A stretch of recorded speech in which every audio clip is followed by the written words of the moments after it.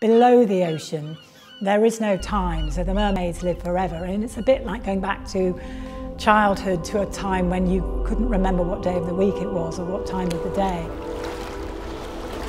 This process is very physical and using your imagination as well, and it's very different. I've never really looked into a story that's sort of fantasy but also entwines itself in reality. So people can really get lost in it. I imagine that there's people of all ages that imagine themselves in stories like The Mermaid. So we're working very movement-based, which is a completely new area for me. And as a human being in the play, it's been really interesting to feel how my weight shifts underwater to above it, and how then I have to give my weight to a lot of the mermaids to kind of make those physical sequences work.